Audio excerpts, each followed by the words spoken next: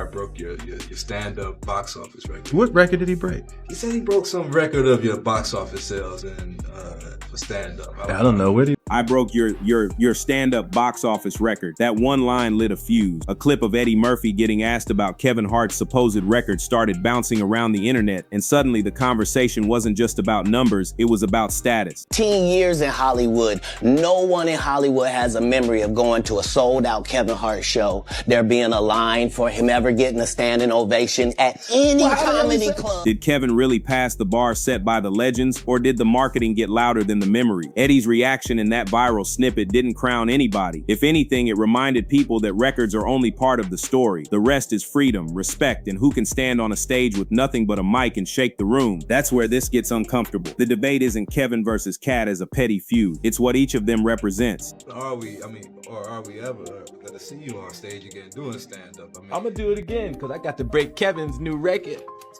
I got to get back on this stage because this new record that Kevin got, I got to have it back. Your stuff on social media, boy, I know what you do, but you do it for play. Kevin is the system perfected. Blockbuster films, global tours, brands on brands, the picture of reliability. Katt is the system confronted, raw, unfiltered, inconvenient. I got a show at your hometown in Philly. I'm gonna take my special there. On that stage, we can put whatever you want. A full court basketball court, a boxing. The guy who walks into a glossy room and talks about the stuff nobody in that room wants on camera. It's not fear of a punchline, it's the tension between comfort and truth, between being crowned and being chosen. Heard of a comedian that came to LA, and in his first year in LA, he had his own sitcom on network television and had his own movie called Soul Plane that he was leading? No, we've never heard of that before that person or since that person. What do you think a plant is? And whether anyone says it outright or not, that's why this moment hits so hard, because when a legend like Eddie enters the chat, the question stops being who sold more and becomes who's really free. But that wasn't the whole story. Do you think a plant is? Maybe people don't understand the definitions of these words. Comedy isn't one lane, it's a stack of floors. On the first, you've got entertainers who light up the room and keep the crowd smiling. On the next, you've got the businessmen who turn laughs into empires. Yeah, we want to thank you. Come here. Don't sit on the bed at night. No homo. No, just don't get close to the bed. Don't get close. But it's just like, yo, we want to thank you for hosting the thing, man. It's been a pleasure. You didn't have to do it, and you did it. No, I definitely didn't have to do it. And at the top, the troublemakers, the truth tellers who say the quiet thing out loud and refuse to kiss the ring. Hey, Kev, when you hosted for Diddy, did you catch any baby oil? Yeah, nah? That's where Katt lived. He'll crack you up, then jab the industry in the same breath, never asking who might get uncomfortable. That's why his interviews don't feel like PR, they feel like warning. You that there's no gatekeepers, but we keep seeing the same people open the gate. Didn't Kevin open the gate and let Tiffany in? Ain't he now opening it up for...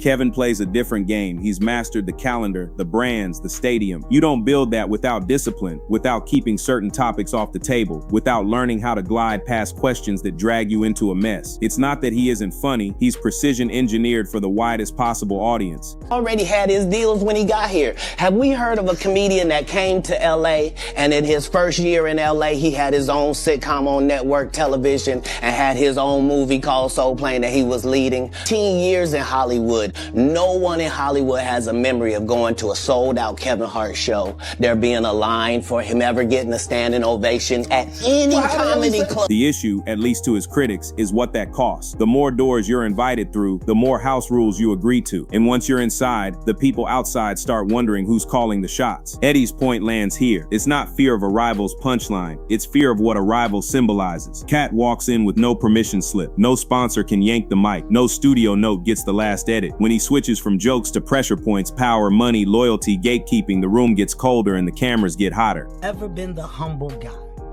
I have time to not be humble today. I have time to fact check everything he said because the world of Katt Williams is a fictional world. I was actually one of those comedians that said, no, I wouldn't wear a dress. There's no way. Dave Chappelle and I said that they tried to make him wear a dress. You have to have boundaries. You have to have limits that you refuse to cross. I know what they are. You got to know that you're a brand. You need to protect your brand at all times. And then when proposed with the opportunity of what I felt was funny, nobody made Martin put on a dress and nobody made Tyler Perry. It was a choice. That's the edge Kevin can't copy without risking the archive. architecture he built. That's the edge Eddie was nodding to when he separated bigger from freer. Katt knows it. He leans into it. He'll call names, call patterns, call the whole machine if he feels like it. And whether you love him or think he's chaotic, you listen because he'll say what others won't. That's the real split this feud keeps exposing. Applause versus accountability, access versus autonomy, comfort versus consequence. And when those worlds collide, one question decides everything. Who's willing to pay the higher price? And what happened next would shake the timeline even harder. This wasn't Twitter fingered. This was a pull-up. I got a show in your hometown, Philly. That line wasn't just promo, it was pressure. Take the special there, put it on the same stage, make the city pick a side. That's how Katt frames it. Script goofball, right? Or do you think that was already a script and they handed it? Yeah. The water was deeper though. Came up, flame was gone. At that time, I was in panic. I had asthma.